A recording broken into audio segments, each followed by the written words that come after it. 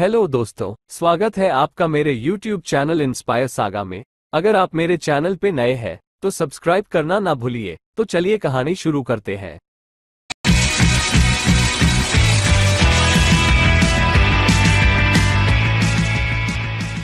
ये बात भोपाल के होटल का कमरा नंबर 303 की है और जो भी इस कमरे में आकर रहता है उसकी जिंदगी पूरी तरह से ही बदल जाती है। इस होटल से पहले यहाँ पर एक कॉलोनी हुआ करती थी जिसमें एक घर का नंबर था 303। इस घर में एक छोटा सा परिवार रहता था। इस परिवार में टोटल 5 मेंबर थे। सभी एक दूसरे से बहुत ज्यादा प्यार करते थे।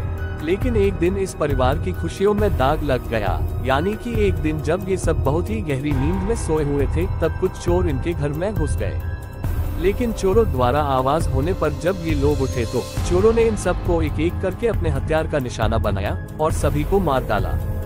ये सब लोग तो मर गए, लेकिन इस अकाल मृत्यु के कारण इनकी आत्मा इस घर में ही कैद हो गई। काफी समय तक तो ये घर सुनसान ही पड़ा रहा, लेकिन लगभग 30 साल बाद किसी बिल्डर ने इस जगह को खरीद लिया और यहाँ पर फ्लैट बना दिए। उस बिल्डिंग में एक फ्लैट का नंबर था 303, जो कि उस घर का नंबर था जिसके सभी लोगों का कत्ल कर दिया गया था।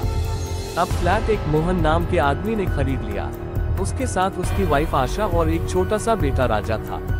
लगभग 3 महीने तो सब कुछ ठीक ठाक ही चला मोहन की लाइफ में, लेकिन एक रात ऐसी आई जब उन्हें उस फ्लैट की सच्चाई के बारे में पता चला। रात के 1 बजे रहे थे। आशा को बहुत ही ज्यादा प्यास लगी थी तो वो पानी पीने के लिए किचन में गई। जब वो किचन से पानी पीकर वापस लौट रही थी तो उसने देखा कि उसका बेटा राजा अपने बेड पर नहीं था, बल्कि बालकनी में उसकी दीवार पर खड़ा था, और वो भी किसी के सहारे बिना। आशा एकदम से चिल्लाई राजा। तभी अचानक से मोहन की आंख खुल गई तो वो भी भाग कर वहां आया और देखता क्या है कि उसका बेटा बालकनी की दीवार पर खड़ा है और नीचे कूदने को तैयार है। दोनों लोग बहुत ही ज्यादा घबरा गए। वो राजा को आवाज लगा रहे थे, लेकिन राजा ने पीछे मुड़कर बिल्कुल भी नहीं देखा। मोहन धीरे धीरे राजा की ओर बढ़ा और तुरंत ही उसे एकदम से पकड़ लिया और अपनी ओर खींच लिया। वो उसे डांट रहे थे, लेकिन राजा उनकी बात को बिल्कुल भी नहीं सुन रहा था, क्योंकि उसके अंदर राजा नहीं बल्कि वहाँ की प्रेत की आत्मा थी जो कि उससे वो काम करवा रही थी। अगले दिन फिर वही हुआ और उसे राजा को फिर से कूदने से बचा लिया गया। अब आशा को लगा कि कुछ बात जरूर है, तो उसने तुरंत ही एक बाबा को अपने घर पर बुलाया। साधु बाबा ने घर को तुरंत जांचा तो पता चला कि ये घर यानी कि फ्लैट शापित है। जो काम राजा कर रहा है वो खुद नहीं बल्कि उससे करवाया जा रहा है। अब तो मोहन और आशा बहुत ही बुरी तरह से डर गए थे।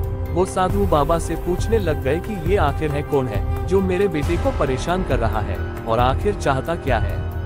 तब बाबा ने उन्हें सब बात बताते हैं कि इनके साथ कुछ ऐसा हुआ था। साधु बाबा ने कहा कि अगर तुम अपने बेटे को जिंदा देखना चाहते हो तो तुरंत ये फ्लैट छोड़ के यहाँ से चले जाओ, नहीं तो तुम्हारा बच्चा जिंदा नहीं बचेगा और तुम्हें भी बहुत बड़ी हानि हो सकती है। तो फिर अगले ही दिन मोहन और आशा अपने बेटे को लेकर इस फ्लैट को छोड़कर हमेशा हमेशा के लिए यहाँ से चले गए। तो दोस्तों, ये कहानी आपको कैसी लगी और आपको किस तरह की कहानी सुनना पसंद है, हमें कमेंट के माध्यम से जरूर बताएं। ऐसी कहानियों के लिए हमें सब्सक्राइब करना ना भूलिए। धन्यवाद।